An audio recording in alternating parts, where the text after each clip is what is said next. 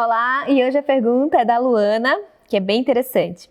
Poderia falar também sobre a anamnese, como se entender mesmo sem teste genético? Eu recebo muito essa pergunta, se é possível, mesmo sem o teste genético, a gente conseguir identificar algumas variantes genéticas, alguns desses defeitos genéticos. A gente coloca assim defeitos que é entre aspas, que não é esse o termo mais interessante, o termo ideal para a gente falar isso, são variantes genéticas.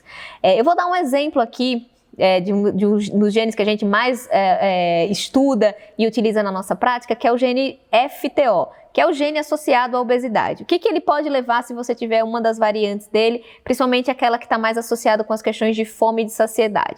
Você vai ser aquela pessoa que vai ter uma tendência a beliscar mais, sua fome, quando você tem fome, é aquela fome de leão, que você fica irritado, e essa fome, muitas vezes, tem uma dificuldade também de sinalizar essa saciedade.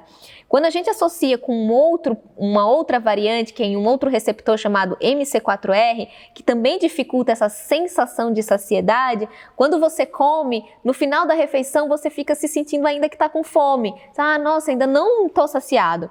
Então, quando a gente une essas características, a gente já consegue entender, com uma boa anamnese, você perguntando: como que é a sua relação de fome e de saciedade? Qual é o horário que você sente mais fome? Por exemplo, quem tem alteração no MC4R tem mais tendência a ter fome no final da tarde para a noite, então tem uma tendência de comportamento compulsivo mais noturno.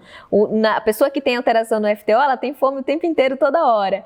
Então, dependendo do gene, dependendo da variante, nós temos diferentes características comportamentais. Então, na sua anamnese, né, que é essa forma de você perguntar, ou você também de se auto-observar e entendendo quais são os genes, entendendo quais são as características, você vai saber o que está acontecendo com você.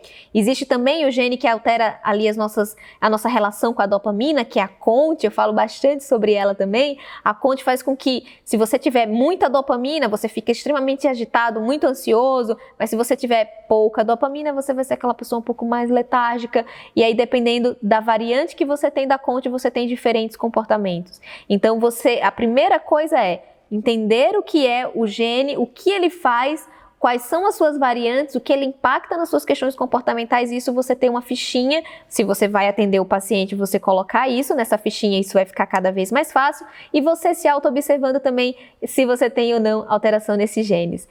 Sobre isso a gente fala muito no nosso curso do Epigenes, nosso curso do Epigenes que tem um curso de 11 semanas, a gente tem 11 módulos bastante intensos que a gente explica exatamente sobre isso, como identificar os polimorfismos, como que faz essa associação, mesmo que a gente não tenha um teste genéticos em mão. Eu vou colocar aqui na descrição do vídeo o site do Epigenes.